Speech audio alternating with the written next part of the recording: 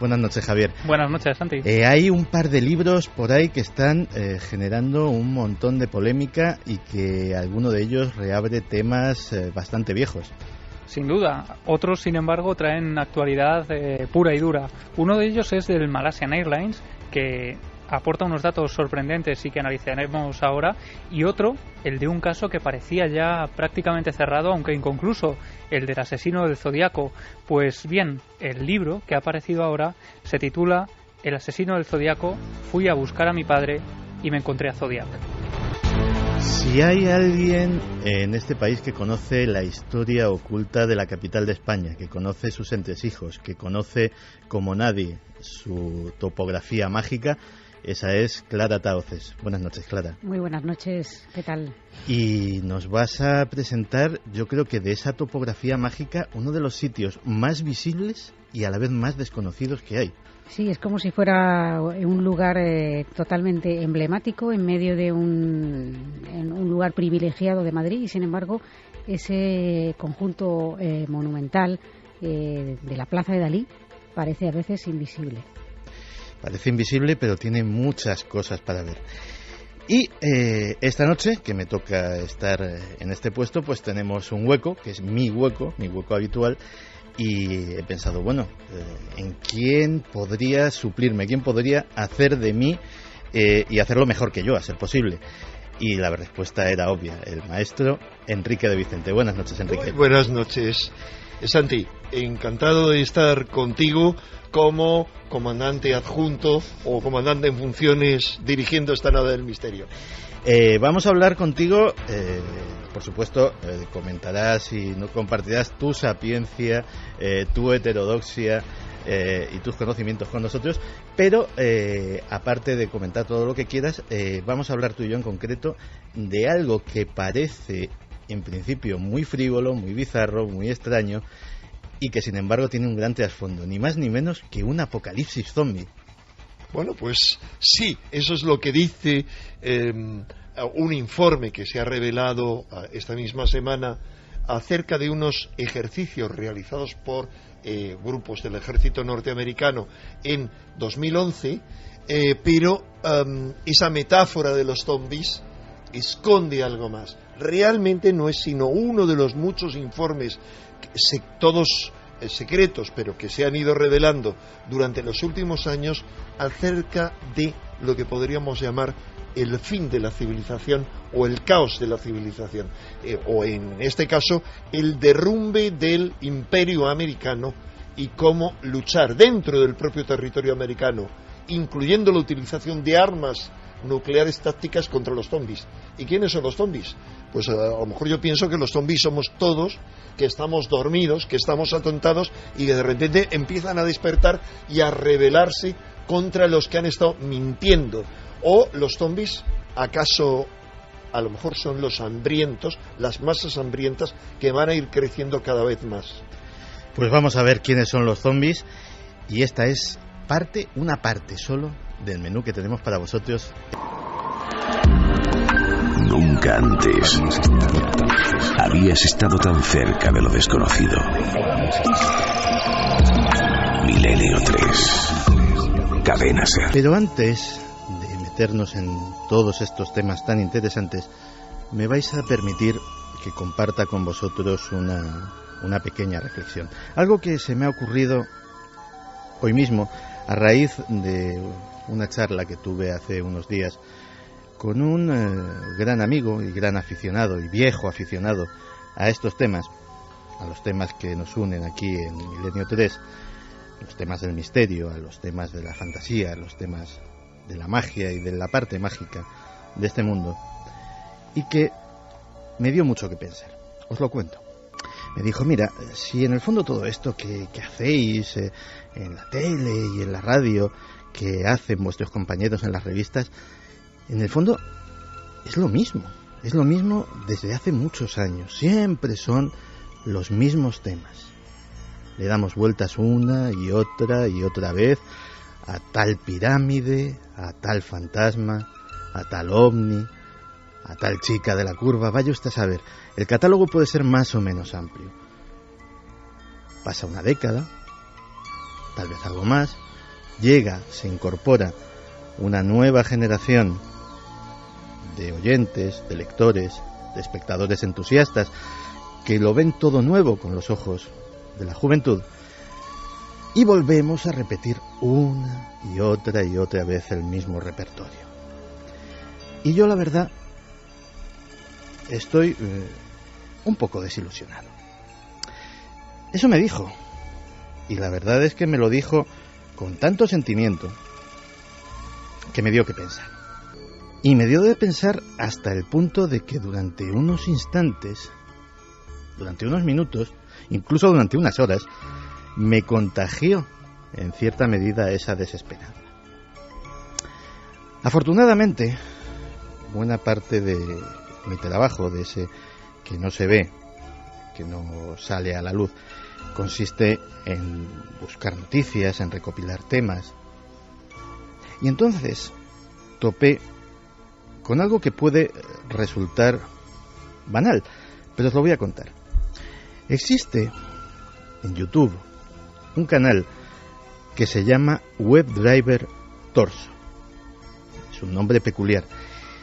Y más peculiar es el contenido del canal, porque si os acercáis allí podréis ver la friolera de 77.000 vídeos de 11 segundos exactos en los que solamente hay dos elementos, que se repiten en las más variadas, en todas las posibles variaciones posibles. Dos rectángulos, uno azul y uno rojo, y una serie de pitidos o chirridos que parecen salidos de un módem o de una computadora. Miles y miles de visitas y un misterio nuevo. Hay mucha gente en internet, hay mucha gente en los foros, hay mucha gente preguntándose qué es esto, si son mensajes secretos, si es una forma de comunicación de algún servicio de inteligencia o de alguna organización terrorista, si son formas, como algunos dicen, de los círculos de las cosechas que tienen los extraterrestres, vaya usted a saber, de comunicarse con nosotros. Esos 77.000 vídeos extraños, inexplicables, cuya explicación racional probablemente no lleguemos a obtener nunca, como de tantos otros misterios, es un misterio nuevo. Y todos los días, de todas las semanas, de todos los años, hay misterios nuevos. Incluso los misterios que no son nuevos. Cada generación de investigadores, cada persona, cada aficionado, cada uno de vosotros, que según nos está escuchando aquí en la radio, tiene la pantalla del ordenador o del tablet al lado y automáticamente lo busca, como estáis buscando ahora mismo lo de WebDriver Torso, que lo sé yo, y hace su pequeña investigación, saca sus nuevas conclusiones. Ve el misterio con nuevos ojos. Y ese es el espíritu que siempre hemos querido transmitir. Por eso, en la vida de cada persona, en cada día, en el día más anodino, más normal, más vulgar de vuestra vida, seguramente hay una cosa, un elemento, que si le aplicáis las dos palabras mágicas que hay en nuestro diccionario, las únicas que aplicadas a cualquier cosa pueden hacer cambiar vuestra realidad. ¿Por qué? Posiblemente hayáis encontrado un nuevo misterio. Y bueno, un nuevo misterio, Javi, fue la desaparición del avión de Malaysian Airlines. Es algo que todavía está sin resolver y a mí me llama muchísimo la atención que se haya escrito ya un libro. En 5 minutos que nos quedan hasta el informativo, ¿nos puedes contar exactamente qué contiene este libro? Pues sí, muy rápidamente. Este libro ha salido a la venta esta semana en Australia y en él, aparte de detallarse las causas aparentes del accidente, la desaparición desde que ocurrió hace unos 3 meses, pues relata las teorías que este personaje, este escritor, saca a la luz, ¿no? Se llama Nigel Cawthorne Él ha escrito más de 150 libros y lo cierto es que no tiene un gran prestigio en Australia, pero lo que él teoriza es que el avión fue derribado por Estados Unidos y Tailandia durante un entrenamiento militar conjunto entre estos dos países. Unas maniobras. Efectivamente, él se basa en los testimonios de un trabajador de una petrolera neozelandesa llamado Mike Mackay. Este hombre afirma que vio caer un avión en llamas en el Golfo de Tailandia justo en la fecha y en la hora aproximada en que desaparecía el avión de Malasia. Y precisamente por eso él lo que asegura es que esos militares americanos y tailandeses, haciendo las maniobras, precisamente con munición real, derribaron el avión. Y se trata de una gran maniobra del ejército americano de esconder pues esto que ellos mismos hicieron, ¿no? Incluso hasta tal punto habla de una gran conspiración, asegura que el ejército americano pudo arrojar una caja negra en las costas australianas para confundir a los equipos de búsqueda. Una caja negra falsa. Efectivamente. Que algún día será encontrada y que daría una versión acorde a sus intereses en este caso. Pues Enrique, no puedo menos que preguntarte, ¿tú qué opinas de esta versión? Bueno, primero que Javier lo ha dejado claro, este señor es un escritor profesional, es decir, que hace libros de cualquier tema de actualidad, pero para mí eso no quita que una hipótesis de este tipo me parece más coherente que todas las que se han planteado, porque he oído las cosas más peregrinas sobre el avión de Malasia. Las más peregrinas y algunas de ellas verdaderas estupideces. Bueno, las más importantes, como sabéis todos, pues es, por ejemplo, que lo habrían capturado, pero las versiones sobre la captura varían mucho. Hay una corriente mayoritaria que dice que se lo habían llevado a la isla de ¿cómo se llama la isla? Diego García, que es una isla que está en el Océano Índico, es decir, frente al oeste, pero al este de las costas de África. Esa es una versión, bueno, incluso como tú sabes muy bien, eso lo habrás estudiado a fondo, hasta apareció un mensaje mandado desde su móvil encriptado, que es un verdadero delirio, es un verdadero delirio. Por lo tanto, bueno, desde eso hasta se ha dicho que se lo habían llevado al Triángulo de las Bermudas, que lo habían secuestrado los extraterrestres. Hombre, porque realmente el que en el año en el que estamos y con los medios de control que tenemos no se haya sabido nada del avión, realmente eso lleva a pensar que lo que ha ocurrido con él es algo del tipo que enumera este individuo. O sea, a mí eso me parece totalmente creíble y es una causa suficiente para que oculten y para que no se haya sabido nada más. No sé si se os ocurre alguna otra cosa. A ti, Santi, que ya sé que ahora eres comandante, pero bueno, bájate un momento del puesto de mando, que la nave va sola. ¿Y qué opinas? Pues mira, del puesto de mando me van a bajar ahora mismo nuestros compañeros de los servicios informativos, que en esta noche tan especial, pues supongo que tendrán muchas cosas que contarnos. Después seguimos con Milenio 3. Nunca antes habías estado tan cerca de lo desconocido. Milenio 3. Cadena Ser. Regresamos en Milenio 3 y os recordamos que nuestra próxima cita dentro de una semana será una cita muy especial. Será una cita en un entorno que sí que se puede denominar como mágico. Nos marchamos a Mérida. Nos vamos todo el equipo de Milenio 3 al Anfiteatro Romano a vivir una experiencia inolvidable. No me olvido de todos los que no habéis podido acompañarnos, pero os prometo que en algún momento de la temporada que viene habrá una gran ocasión para que nos veamos todos las caras.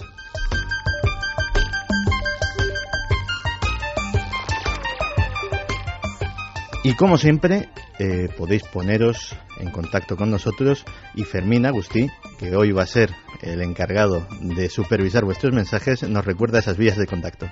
Hola Santi, buenas noches. Ya están las vías de contacto abiertas en milenio3@cadenaser.com y Nave del Misterio si nos buscáis tanto en Twitter, Facebook o en Google+.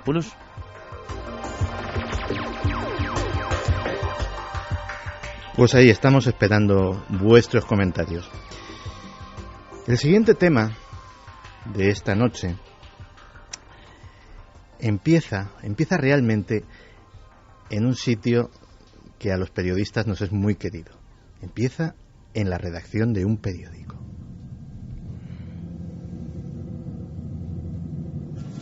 Podría ser el principio de una oleada de crímenes. Tiene que ver esto. Querido director, soy el asesino de los 2 adolescentes de las navidades pasadas del lago Herman y de la chica del 4 de julio cerca del campo de golf de Vallejo. Para demostrar que yo los maté, daré unos detalles que solo la policía y yo conocemos. Navidades. Marca de munición Super X. 10 disparos. El chico estaba boca arriba con los pies mirando hacia el coche. La chica... ¿Quieres seguir tú, por favor? La chica estaba sobre el costado derecho con los pies hacia el oeste. Aquí tiene parte de un mensaje cifrado. Las otras 2 partes se las he enviado a los directores del Vallejo Times y del San Francisco Examiner. Quiero que saque este mensaje cifrado en primera página. En este criptograma está mi identidad. Si no he publicado este mensaje cifrado antes de la tarde del viernes con B, 1 de agosto del 69, iniciaré la carnicería esa misma noche. Daré vueltas con el coche durante el fin de semana y mataré a todo el que encuentre solo por la noche. Y no dejaré de matar hasta haberme cargado a 12 personas ese fin de semana.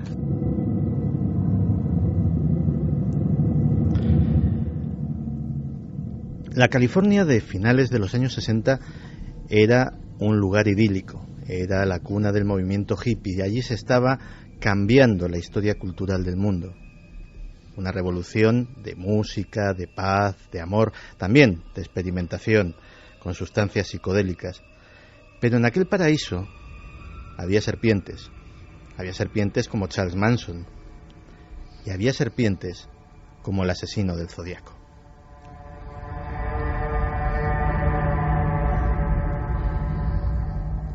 Siete víctimas reconocidas por la policía, 37 según él.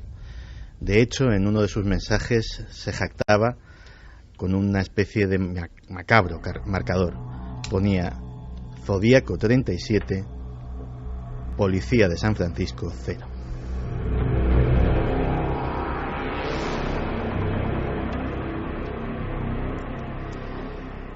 Algunas víctimas, como Kathleen Jones, que se pudo arrojar en marcha desde el coche abrazando a su bebé para salvarse en última instancia, sobrevivieron a su ataque y lo describieron como un hombre blanco, corpulento. El FBI además añadía que poseía una gran inteligencia y que tenía que ser militar o experto en criptografía de alguna forma.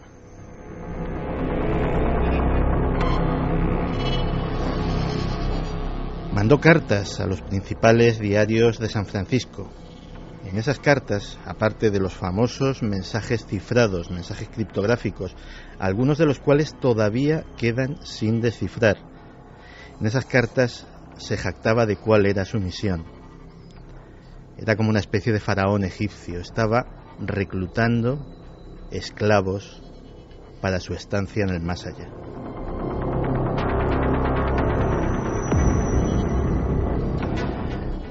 Incluso es posible que tengamos su voz.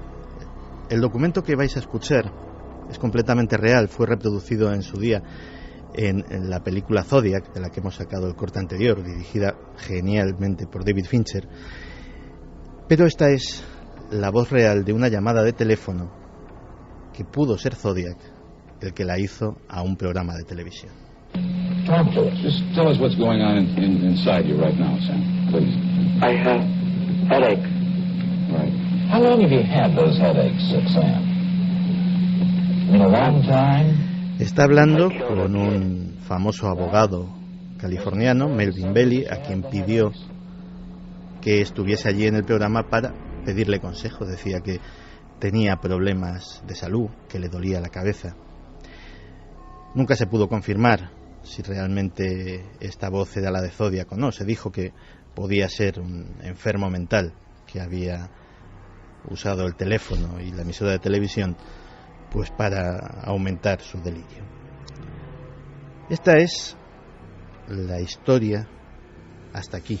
De hecho, el que quiera saber algo más, hay un magnífico reportaje en la web ikerjimenez.com escrito por un jovencísimo, porque en aquella época tendrías muy pocos años, ¿no, Javier?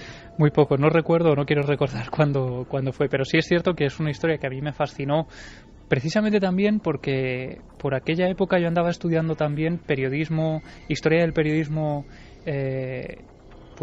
universal, y en esa asignatura cuadraba perfectamente esta película porque tenía todos los tintes del nacimiento de la televisión, de cómo fue eclipsada la prensa, las batallas entre los periódicos y cómo de repente no se sabe muy bien si la prensa se nutrió de estos crímenes o este criminal se nutrió de la prensa. Se ha dicho que Zodiac, que el asesino del Zodíaco es una especie, sería el Jack el Destripador del siglo XX. ¿Es exagerado? Bueno, podría serlo perfectamente, precisamente porque nunca se descubrió su identidad, aunque se barajaron varios nombres, se investigaron hasta más de 2.500 personas, se analizaron todo tipo de pruebas, hubo incluso ciudades con toques de queda, que a las 10 de la noche todo el mundo volvía a sus casas y no salía hasta por la mañana, porque en los primeros crímenes él actuaba durante la noche. Y es cierto que cundió el pánico en pleno siglo XX y se comparó con Jack el Destripador por esas cartas que él enviaba a la prensa jactándose de ser superior a esos miembros de la policía. Y de repente me vienes contando una cosa que parece casi casi el principio de un chiste. Dice, fui a buscar a mi padre y me encontré con Zodiac. ¿Qué es esto? Pues esto es un libro que se ha publicado ahora en Estados Unidos, lo ha publicado Gary Stewart, un ingeniero eléctrico que trabaja en una empresa petrolera de Luisiana, y él asegura que su padre es Zodiac. De hecho, el título del libro, como mencionábamos, es El animal más peligroso de todos, buscando a mi padre y encontrando al asesino del Zodíaco. Y su historia es la siguiente. Él era un niño adoptado, no sabía quiénes eran sus verdaderos padres hasta el año 2002. Es entonces cuando él tiene 40 años aproximadamente y recibe la llamada de una mujer llamada Judy Chandler que dice ser su madre. Le pide conocerlo y entonces él viaja hasta San Francisco con su hijo Zack para ver quién es esta mujer e intrigado por saber quiénes son sus auténticos padres. Cuando él llega allí se encuentra una mujer mayor, una mujer que empieza a contarle su vida, le cuenta muy apenada que ella nunca quiso abandonarle, que fue su padre el que lo dejó y el que hizo que durante el resto de su vida estuvieran separados. Él empieza entonces a preguntarle por ese padre y ella le cuenta que ese hombre llamado Earl Van Best era un hombre mayor. Ella tenía 14 años cuando se queda embarazada de este chico, de Gary Stewart, de su hijo, y entonces este hombre, Earl Van Best, se ve envuelto en una auténtica polémica muy famosa en Estados Unidos por ese escándalo sexual, ¿no? Se le acusó de corrupción de menores, fue acusado también de violación. De hecho, hay imágenes de informativos del año 62 donde ocurrieron los juicios y se ve a este hombre y le cuenta pues que todo esto hizo que ella tuviera que abandonar a este hombre. El hombre, atormentado porque había sido abandonado por esta mujer, se marcha a la ciudad de Baton Rouge, se va con su hijo, se lleva a su hijo con él y entonces lo abandona en una iglesia, lo deja a las puertas de una iglesia sin saber su madre dónde estaba ese niño. Y a partir de ahí es cuando se inicia esta investigación.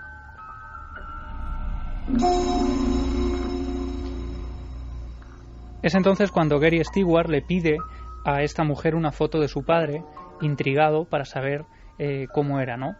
Ella le entrega una vieja foto, se ve un hombre con gafas, con el pelo muy corto, y él se la lleva y la guarda en su despacho. Y es unos meses más tarde, cuando la casualidad, que siempre acude ante los testigos que indagan de más, llamó a las puertas de Gary Stewart. Si quieres, vamos a escucharlo contándonos cómo se inicia esta investigación. El cartel de Se Busca de 1969 del Departamento de Policía de San Francisco aparece en pantalla y mi corazón se para. Y creo que dejé escapar un grito muy audible y mi hijo, Zack, entra en la habitación, me mira y dice: «Oye, papá, ese eres tú». Entonces volví a mi oficina donde tengo la única foto de mi padre. Y le dije, no, hijo, no soy yo, es mi padre.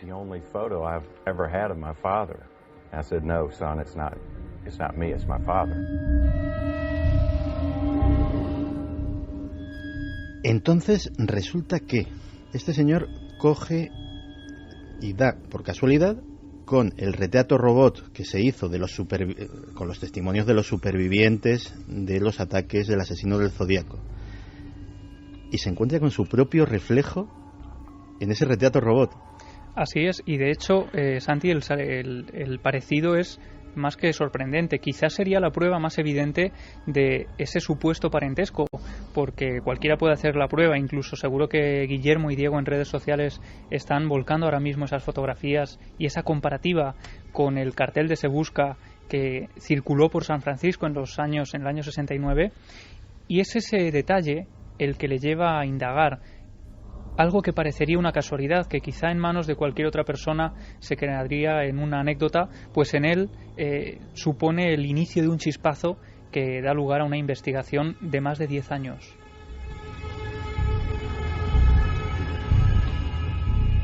Sí, porque bueno, todos, se dice que por ahí todos tenemos un socias, todos tenemos un doble, un doppelganger, que realmente podría ser una casualidad. No creo que sea simplemente eso lo que le haya hecho escribir un libro en el que afirma que Zodiac es su padre. Claro, ese fue el detonante, pero como decía, durante 10 años él estuvo indagando, buscando en las pruebas policiales, incluso buscando en la letra de su padre para compararla con los criptogramas y con las cartas que Zodiac envió a la prensa, y es a partir de ahí cuando él va tejiendo esa teoría que va conduciéndole a una incómoda respuesta que para él, decía, ojalá hubiera sido negativa.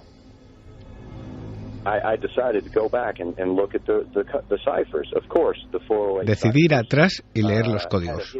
Y en los criptogramas había un mensaje oculto. Los profesores de la Bahía descifraron ese mensaje, pero no se dieron cuenta de que había otro código sin descifrar. Ese código, según los caracteres descifrados, revelaba el nombre de mi padre.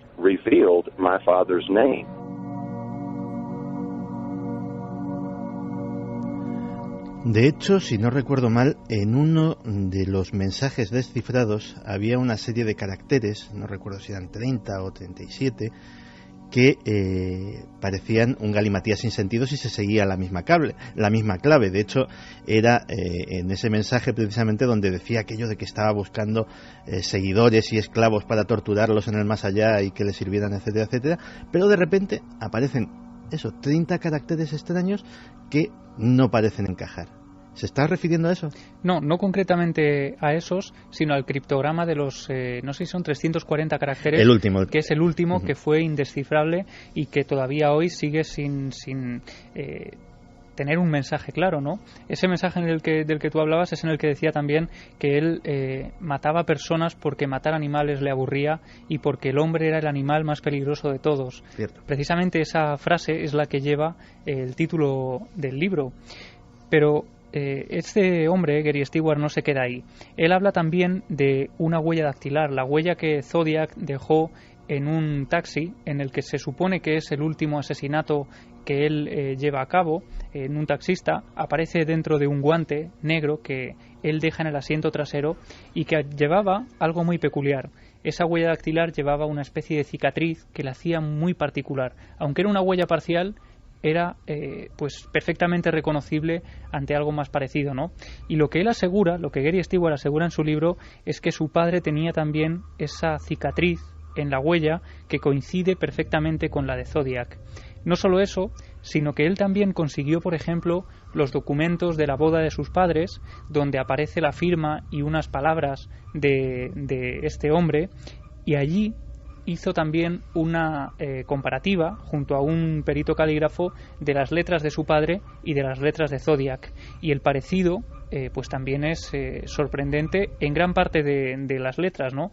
Precisamente con Clara en la redacción hemos estado viendo esos análisis y yo creo que mejor que ella para ver un poco lo que opina de todo esto. Pues sí, hemos estado revisando tanto las escrituras de Zodiac oficiales, vamos a decir, indubitadas, o sea, que sabemos que bueno, pues son de él. En cualquiera, quien fuera esa persona, da igual, pero son del asesino en cuestión.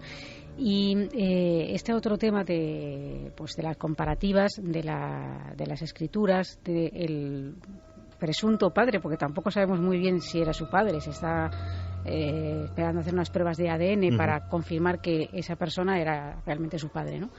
Y bueno, pues con estos datos, pues la verdad es que hay algunas, en lo que yo he podido observar, hay algunas letras muy similares. Lo que pasa es que, claro, yo desconozco el estudio completo en lo que se basa esa información.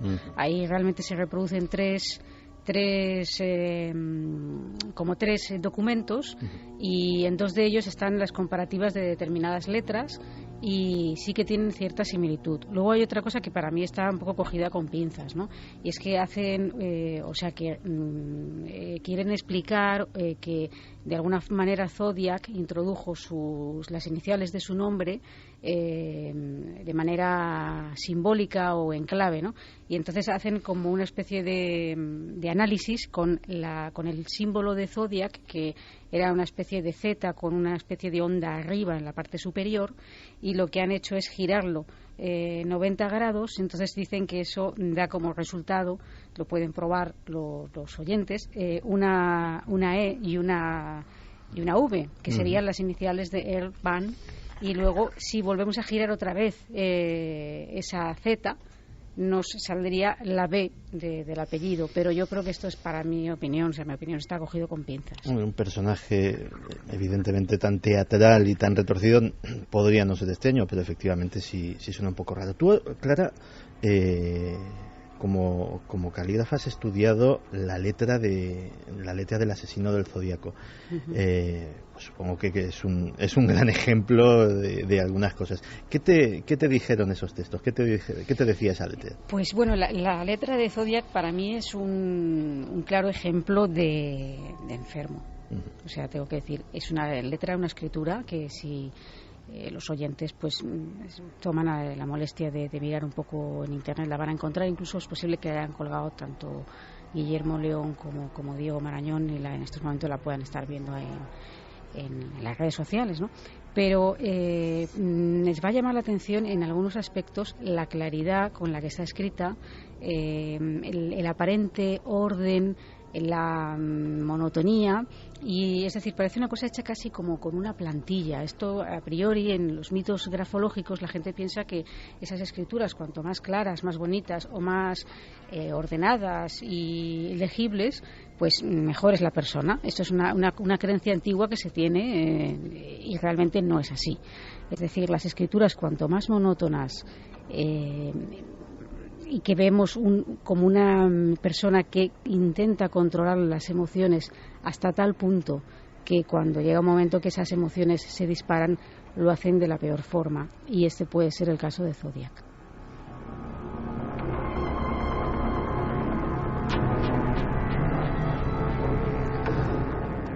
Lo que apuntaba Gary Stewart también es que, y ya aquí entramos en los datos más subjetivos, ¿no? Él decía, por ejemplo, que la mayoría de las víctimas descubrió que se parecían a su madre, a Judith Chandler, a la mujer que lo abandonó, y que esto precisamente pues también podría ser un indicio. De hecho, la policía de San Francisco pronto se dio cuenta de que algunos de los hombres que acompañaban a las mujeres que habían intentado ser asesinados habían sobrevivido.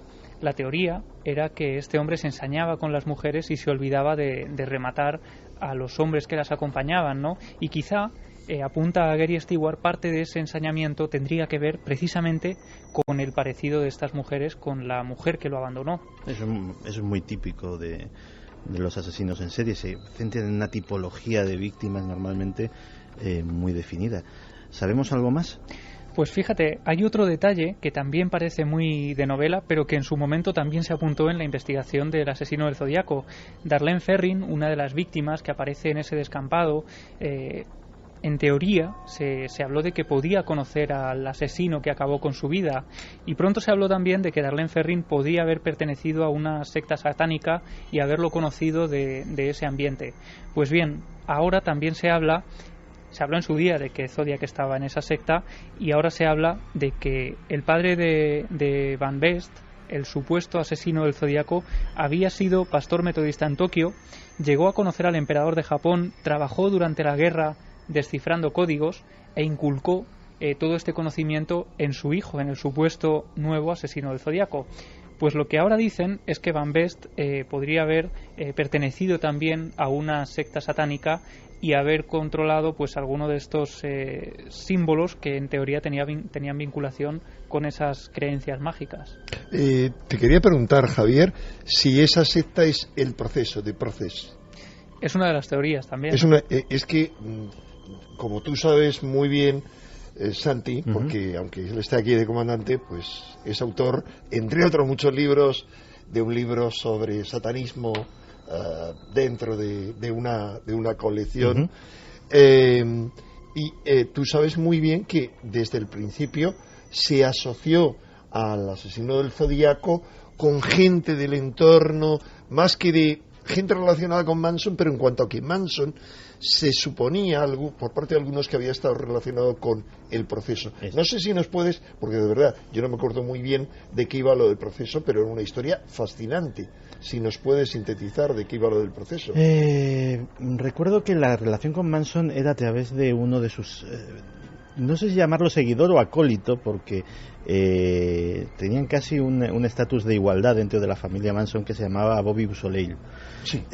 Bobby Beausoleil sí, efectivamente perteneció al proceso, y de hecho siempre se dijo que el proceso era uno de los intentos de sabotear desde dentro. Era una operación, formaba parte de la operación COINTELPRO, formaba parte militar y de inteligencia. Es que iba por ahí, porque fíjate que todo encaja. Es decir, las preguntas que yo te quería hacer, Javier, eran, primero, si había alguna relación con el proceso, y segundo, con una operación de inteligencia, porque tú sabes, Santi, mejor que yo, que el asesino del Zodíaco, pistas apuntaban a que podía haber sido parte de una operación de inteligencia que se les hubiera ido de las manos. Sí, de hecho, Enrique, el asunto, el marco temporal no es en absoluto casual. Es decir, está documentado que el estallido de la revolución hippie molestó muchísimo en Washington y en los círculos de inteligencia, más que nada porque eso que parecía una cosa de melenudos que se ponían flores en el pelo y llevaban ropa más o menos extravagante, resultó que al final fue determinante para crear un clima de opinión a nivel nacional para que los Estados Unidos salieran de la guerra de Vietnam, por ejemplo. Es decir, los melenudos de California estaban influyendo muchísimo en la política nacional, o al menos en la opinión pública. Entonces se montaron diversas operaciones, se probaron diversas vías para dinamitar esta desde dentro. La más exitosa fueron las drogas. Había un individuo que se llamaba Stark, de apellido, no recuerdo el nombre de pila. Yo siempre le digo que el tiburón, Stark tiburón. Que era el capo, llamámoslo así, de lo que se llamó la mafia hippie, que se llamaban la Hermandad del Amor Eterno. Y que tú recordaste en un reciente programa de Cuarto Milenio, que apareció luego implicado en el asesinato de Aldo Moro en Italia. O sea, de la marinera, detrás de lo cual estaba la operación Gladio, que eran los ejércitos secretos de la OTAN para repeler cualquier infiltración comunista. Correcto. Y detrás de la logia P2. Y cuando el juez de instrucción italiano pues lo fue a interrogar, llegaron un montón de señores de la embajada norteamericana diciendo que se lo llevaban porque ese señor trabajaba para la CIA desde hacía la data de años. En fin, sigamos con el asesino de... Sí, perdón, me he desviado con todo esto porque hay ahí toda una trama. Quiero decir que la nueva iglesia de Satán, el que la dirigía era un alto oficial de la inteligencia norteamericana, Tomás Aquino. Michael Aquino, perdón. Pues aquí también hay conspiración, la saca a la luz Gary Stewart, porque dice que en realidad este supuesto asesino del Zodíaco, su nombre no es nada nuevo para las autoridades de San Francisco, que en su día empezaron a investigarlo, pero esa investigación cesó cuando se dieron cuenta de que uno de los inspectores que llevaba el caso, Rotea Guilford, estaba casado con la primera mujer de este personaje, y a partir de ahí deciden hacer la vista gorda y tacharlo de la lista de esos prácticamente 2.500 sospechosos que se barajaban a un principio. A mí lo que me ha sorprendido de esta noticia es que no es la primera vez que una persona sale a la luz, publica un libro, un documental, diciendo que su padre era Zodiac. Que hay muchos padres asesinos del Zodíaco por ahí sueltos. Es que por sorprendente que pueda parecer, y a mí me ha sorprendido al buscar información, me he encontrado con varias personas que aseguraban que su padre era Zodiac. Una de ellas, por ejemplo, la última, la más reciente, en el año 2009, Débora Pérez, decía que su padre, Guy Ward Hendrickson, un carpintero del condado de Orange, que había fallecido con 26 años, había sido el asesino del Zodíaco. Una cosa cogida con pinzas, teniendo en cuenta también la edad de esta persona. Ella se basaba en una carta con faltas de ortografía, como las que escribía Zodiac, de 1969. Llegó a asegurar que su padre, echando la vista atrás, su padre le había llevado a algunos escenarios del crimen y ella había estado escondida en el coche mientras él perpetraba los crímenes, y todo esto lo hizo en un lugar muy concreto, precisamente en la escalera del San Francisco Chronicle. Es donde ella hizo estas declaraciones a la prensa, con una especie de arrepentimiento, con lágrimas en los ojos, con algo que los medios tacharon de auténtico teatro, diciendo que quería corregir sus errores y quería que se supiera la verdad. Unos días después iba a sacar un documental contando toda esta historia. Pues vaya, parece que también hay... Como sucedió también con el caso de Jack el Destripador, es decir, los candidatos a Destripador son unos cuantos. Sí, otro de ellos fue Steve Hodel, un miembro de la policía de Los Ángeles, que decía que su padre había sido periodista del San Francisco Chronicle en 1930. Esto tenía algo más de peso, en principio, hasta que uno continuaba leyendo el artículo y este hombre tachaba a su padre de ser también el asesino de la Dalia Negra y el asesino del lápiz de labios. Así que la lista para él era interminable. Pero, como te decía al principio, lo que me sorprende de todo esto es que, al contrario que en los casos anteriores, en este, la policía de San Francisco se ha comprometido a aceptar esas pruebas y a revisar pues esas muestras que tienen ahora y compararlas con las letras, las caligrafías y los datos que tienen del caso Zodiac para revisar todo, y se han tomado en serio todo esto. De hecho, una cosa que sorprendió mucho es que un caso absolutamente frío como era el del asesino del Zodíaco, en 2011 se reabrió. No se sabe muy bien por qué, en qué datos, pero decidieron reabrirlo y hicieron análisis genéticos. Existe ADN del asesino del Zodíaco guardadito, y quién sabe, podrían compararlo con el de este señor y ver si hay una coincidencia padre-hijo. Eso es lo que él decía, que está esperando también hacer esos análisis de ADN, que la policía de San Francisco ya ha tomado muestras de ADN y, bueno, pues quién sabe, ¿no? Quizá algún día sepamos algo más. Todavía hay también cartas del asesino del Zodíaco que no han salido a la luz. Pues la verdad es que es una historia fascinante. Probablemente sea del siglo XX una de las historias de asesino en serie más extrañas, más rocambolescas. Los mensajes en clave, los diferentes métodos, el anonimato, la publicidad en los periódicos. Yo creo que tenía todos los ingredientes para esa gran película que se hizo, y muchos más. De hecho, hay una cosa que solamente cuando te metes un poquito en el tema la sabes, que es que el asesino del Zodíaco en teoría no desaparece en 1969. El Chronicle sigue recibiendo cartas que sospechan, por la caligrafía, por la forma que están redactadas, por una serie de detalles incluso que no se han dado a conocer, que siguen siendo suyas, incluso quejándose de cosas banales, como el editorial de hoy era una porquería, como si se estuviera riendo constantemente de ellos, y así durante toda la siguiente década, la década de los 70.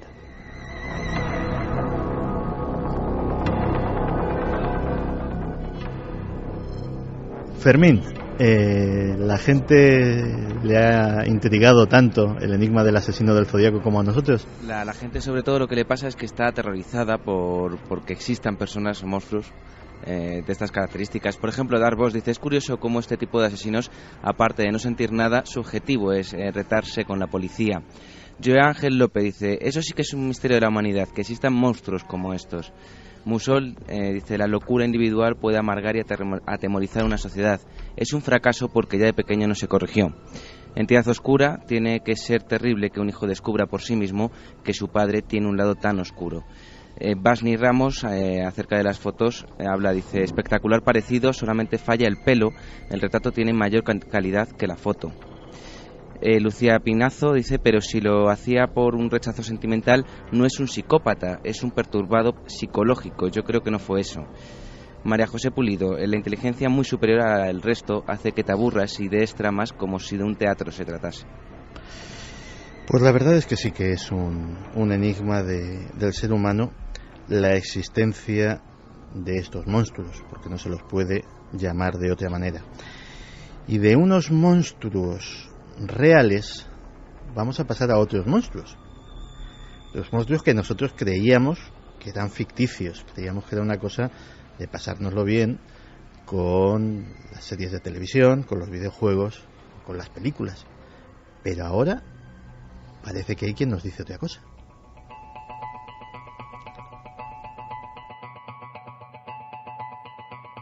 El presidente ha muerto, al igual que 4 de los 6 jefes de Estado Mayor. La capital se ha convertido en un campo de batalla. En el poder político cunde el pánico. Las grandes ciudades son las más castigadas y el avión la mejor vía de propagación.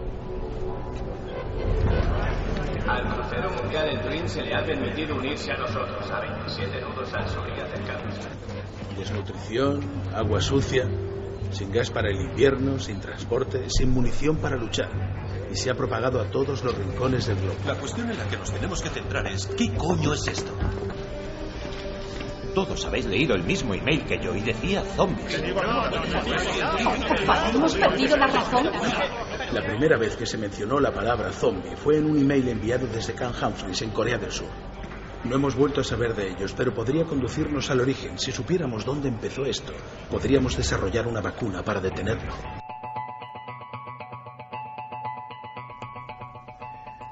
Pues ahí estaban los titulares de la semana pasada, unos titulares que pues llamaban muchísimo la atención. Venían a decir, el resumen, que el Departamento de Defensa de los Estados Unidos tenía un documento bajo el sonoro nombre de CONOP 8888, todo esto suena como muy críptico, en el cual consistía en un plan de contingencia para un apocalipsis zombie, lo que hemos visto 1000 veces en las películas, en las novelas, hasta en los videojuegos. Y bueno, pues evidentemente pasó a la sección de curiosidades de muchísimos medios de comunicación, pasó a diversos blogs y a páginas web, y la mayor parte de la gente, la mayor parte de los que trataron este tema, se quedaron en la mera anécdota más o menos bizarra, más o menos divertida, de que hay que ver lo que son estos americanos, que hasta para los zombies se preparan. Pero Enrique, fuera de este tema tan anecdótico, hay bastante más, ¿verdad? Bueno, hay bastante más, y no lo creo yo así, sino que lo han creído muchos analistas de este informe, que lo que han dicho es que no es sino la culminación, o la consecuencia de toda una serie de informes que han venido apareciendo durante los últimos tiempos, informes y declaraciones de gente muy prominente, según los cuales el colapso de la civilización es inmediato, y lo que hacen en estos ejercicios militares es prepararse para el día después del colapso del sistema tal como lo conocemos. Tú has estudiado el informe completo más a fondo que yo, y bueno, yo por el vistazo, es un informe amplio en inglés, el vistazo que le he echado por encima es un poco alucinante, porque primero dice, es para tomárselo en serio, esto va en serio, no es una broma, es decir, es un ejercicio totalmente serio. La razón, luego han explicado la gente implicada, las relaciones públicas del ejército, ha dicho, que yo recuerde, el utilizar la palabra zombie como una metáfora es para no decir por las consecuencias que podría decir que estamos combatiendo con tal país o con tal otro, y por ahí 2 países del tercer mundo de poca importancia. Pero resulta que lo que yo he leído en el informe por encima es que se preparan, por ejemplo, para realizar ataques con armas nucleares tácticas dentro del propio territorio de Estados Unidos. Es decir, y hay diferentes tipos de zombies. Y bueno, a mí eso me recuerda de forma inmediata a toda esa serie de informes anteriores que han sido publicados este mismo año, por ejemplo, por la NASA o por una serie de expertos de la ONU que indican que el colapso de la civilización está próximo. Por ejemplo, el informe de la ONU, que es uno de los más optimistas, dice que entre el año 2050 y 2090 nuestra civilización se colapsa. El de la NASA, no, es mucho, de forma mucho más inmediata. Pero ¿qué es lo que tiene de interesante estos informes? Que lo que prevén, por ejemplo, es que la desertización va a sacudir terriblemente a toda una serie de países, entre ellos España, por supuesto muchos, y entre ellos algunas zonas de Estados Unidos. Pero y que va a haber migraciones masivas de gente en busca de alimento y de agua, como las que está viendo ahora de África, pero de forma masiva y por tierra, se supone. ¿Y de dónde va a venir esa gente? Pues me parece muy claro que van a venir de México, de países que hay por debajo de México, y que van a entrar en avalancha. Y eso es lo que están previendo. 1. 2, otra cosa que se me ocurre de inmediato, y este tema tú lo conoces mucho mejor que yo, que todos los elementos antisistema que hay en Estados Unidos, que son fuerzas crecientes, muy dispersas, pero que si se uniesen, ya en este momento tendrían capacidad para tumbar el sistema. Lo que pasa es que son elementos que van desde la extrema derecha a la extrema izquierda, por decirlo de alguna manera, es decir, desde las milicias armadas que defienden que Estados Unidos está en contra de fuerzas internacionales extranjeras, del sionismo, de la ONU, de que la ONU, las tropas de la ONU van a controlar Estados Unidos. Son 1 millón de personas dispuestos a alzarse en armas contra el gobierno. Y por otro lado hay cada vez más antisistema que están denunciando, debería escalofriar a algunos y no mover a la risa el que yo recuerde las encuestas que se hicieron hace años, había hasta cuántos norteamericanos que estaban convencidos de que el gobierno no había contado la verdad sobre el 11 de septiembre. ¿Cuánto eran? ¿El 70%? Había un porcentaje muy amplio. 70% de los norteamericanos creían eso. Es decir, creían que el gobierno había atentado contra sus ciudadanos. ¿Qué ocurre? Que la desigualdad social, la protesta contra los muy ricos, toda una serie de cosas puede llevar a un estallido social que obligue a las tropas a eliminar a sus propios ciudadanos o a atacar a otros. Entonces, recapitulando, lo que estamos diciendo es que esta presunta invasión zombie, muy entre comillas lo de zombie, en realidad el plan es perfectamente utilizable, este plan de contingencia de 40 páginas más o menos, pero que han puesto zombies como podían haber puesto inmigrantes ilegales masivos, revueltas internas, colapso económico con disturbios en las calles, etcétera, etcétera. Es decir, nunca enemigos externos, porque vamos a ver, ¿qué enemigo externo va a invadir Estados Unidos para tener que utilizar armas nucleares dentro del propio territorio norteamericano, que es muy fuerte y que dicen no es broma, y es que además no podrían jugar con eso? Y lo que yo te pregunto, Enrique, ¿esto es un por si acaso, un ejemplo del si vis pacem para bellum y que todo el mundo y estar preparado absolutamente para cualquier contingencia, o realmente si se hace tanto hincapié en desarrollar estos documentos, en que esto se desarrolle luego en maniobras militares como luego se plasma en la realidad, etcétera, etcétera, basándose en estos protocolos, es porque creen que hay una amenaza inminente? Creo, sin ninguna duda, pero no lo creo, es que lo leo en estos informes de la NASA, de la ONU. ¿Por qué? ¿Qué dicen esos informes? Bueno, por ejemplo, el informe de la ONU, que es, insisto, de lo más conservador, dice que la disminución de recursos incentivará la guerra por el acceso a bienes de primera necesidad, empujando a los estados a asumir nuevos desafíos y determinando cada vez más las políticas de seguridad nacional, que la agravación de fenómenos meteorológicos va a llevar a grandes migraciones de gente, que procesos como el Niño, la corriente de Niño, va a alterar la disponibilidad de alimentos básicos. ¿Dónde? En toda la cuenca que hay en torno al Caribe. O sea, el Niño afecta básicamente a toda esa zona. Es decir, estamos hablando de muchos elementos, podría seguir hablando. Desde luego hay todavía cosas mucho más preocupantes, y son las declaraciones de James Lovelock, el famoso creador de la hipótesis Gaia, pero además descubridor un montón de cosas, que dice que solo el 20% de la población habrá logrado sobrevivir en el colapso medioambiental en el año 2030. Pero el informe de la NASA, creo que es el informe de la NASA, o el de la ONU, sí, creo que es el de la NASA, que dice que será el 30% de la población. Solo el 30% de la población va a lograr sobrevivir.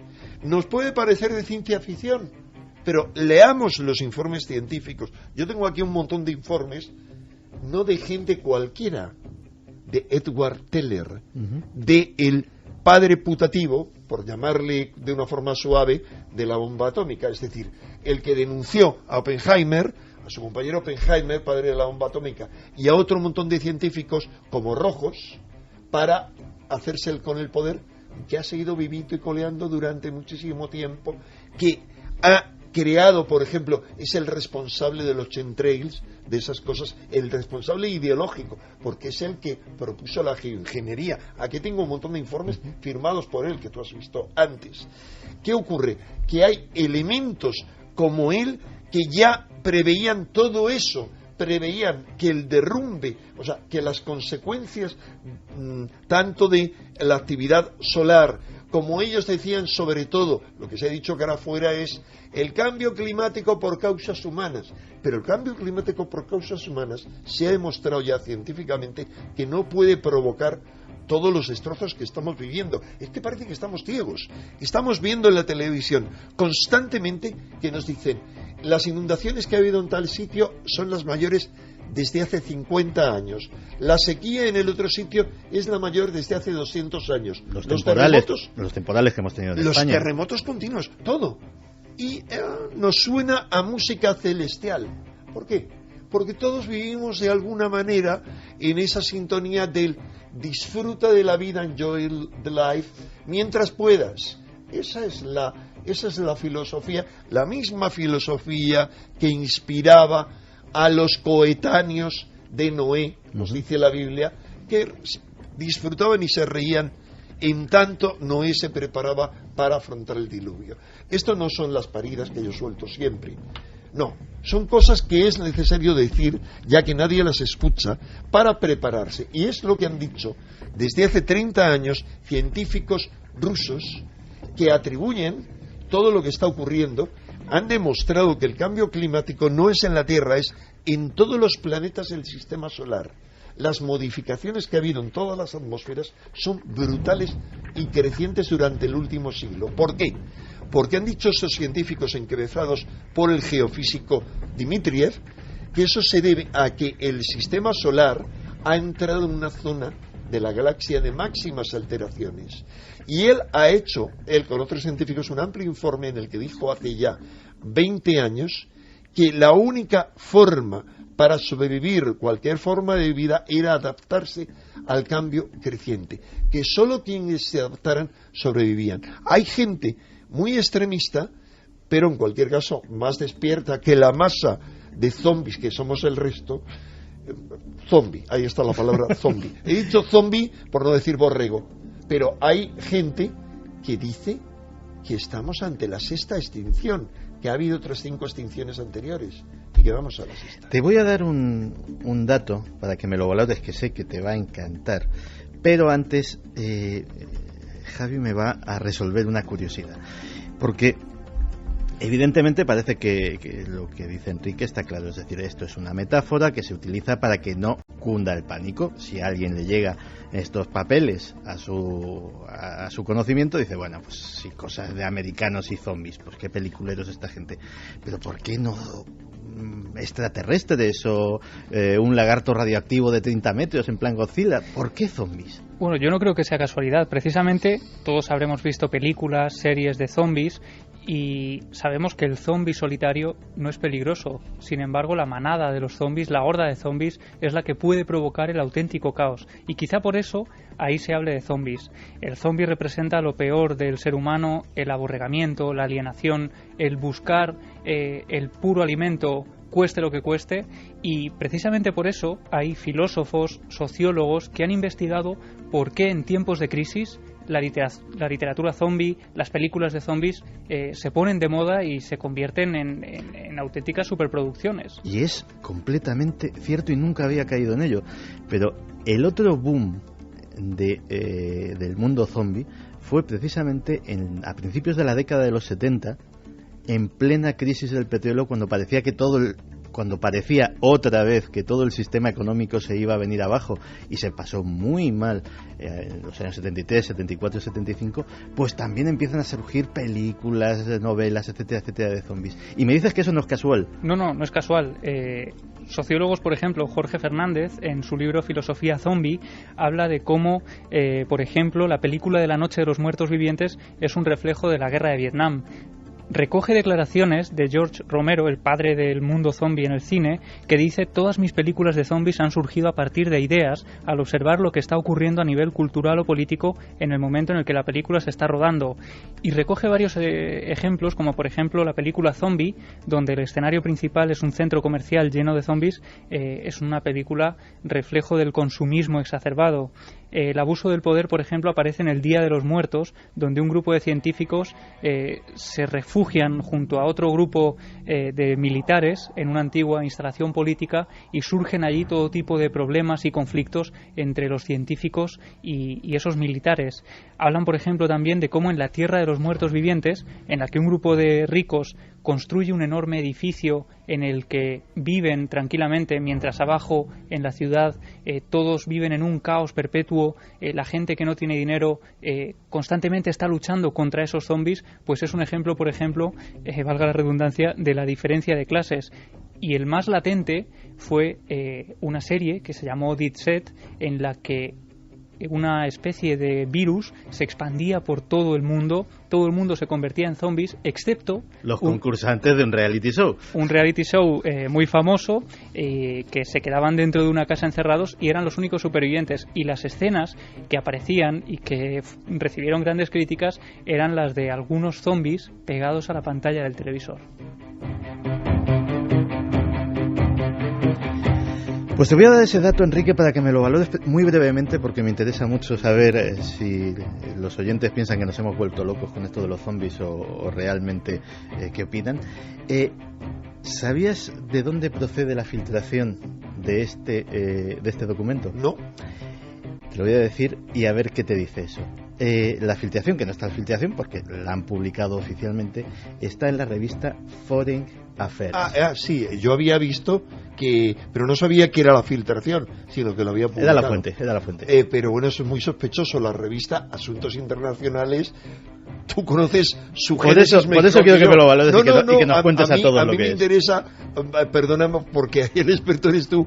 ¿Qué significa la revista Foreign Affairs? Pues básicamente es una revista que es el órgano oficial del Consejo de Relaciones Internacionales. Que es el Bilderberg norteamericano. Exactamente.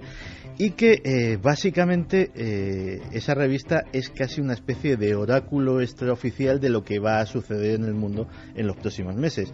Cuando va a haber una guerra, cuando va a haber una revolución, cuando va a haber absolutamente cualquier tipo de gran acontecimiento a nivel mundial, siempre meses antes surge un maravilloso reportaje en esa revista o incluso un número monográfico que trata sobre el asunto y miren ustedes por dónde sucede. Curioso, ¿verdad, Enrique? No solo es curioso, sino te añado un par de cosas más.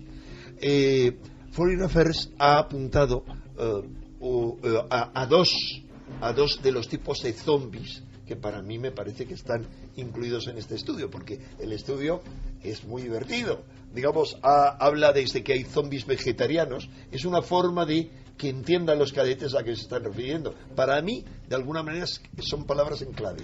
Es decir, cuando dicen zombie vegetariano o un zombie de pollo. Bueno, eso, por ejemplo, eso es una de las cosas que más me ha llamado la atención del informe. Y está basada en la realidad. El escenario este hipotético novelesco que nos plantean dice que la invasión zombie, que el virus zombie lo expanden los poros. El virus, es que eso es interesante. Luego te diré por qué, Florinda. El dato absolutamente increíble, que luego lo he contestado y resulta que es verdad. En las grandes granjas ponedoras de los Estados Unidos, resulta que cuando las gallinas cumplen su ciclo vital, las atontan con monóxido de carbono, cuando ya no se ponen huevos, cuando ya son gallinas viejas, cogen pues toda una partida, la atontan con ese gas y las entierran vivas. Es una práctica extremadamente cruel y que en este documento se apunta como origen de la infección. Yo no conocía eso, pero la verdad es que en un mundo donde somos capaces a unos animales que los hemos tenido en muy malas condiciones, trabajando para malas nosotros. Condiciones, ¿no? En campos de concentración, no solo a las gallinas, sino, es importante decir esto, porque estamos haciendo tales atrocidades contra la tierra, como ha dicho Lovelock, la venganza de Gaia está llegando hace tiempo. Y en cuanto a todo lo que comemos, tenemos que ser conscientes de que es el producto de campos de concentración y exterminio donde todos los animalitos pasan toda su vida en unas condiciones peores que el peor de los campos de concentración humanos que ha habido en la historia. Fermín, muy brevemente, en este minuto que nos queda, ¿qué opinan? ¿Nos hemos vuelto locos? Rubén Soto dice, mi pregunta es, ¿ya habrán realizado alguna prueba? María José Pulido, ¿se mandan indirectas a la población a través de series y cine? Lucía Pinazo, si tienen una cámara en el Ártico con semillas por si sucede un apocalipsis, es porque saben qué va a pasar. Pues así es. La verdad es que hablamos hace unos meses aquí también sobre esa posibilidad del colapso de la civilización y es inquietante que cada vez van surgiendo más pistas, más indicios y a veces pienso que esta humanidad tiene una cosa que se llama atracción por el vacío, que nos asomamos al precipicio y cuanto más nos asomamos, más ganas tenemos de arrojarnos a él.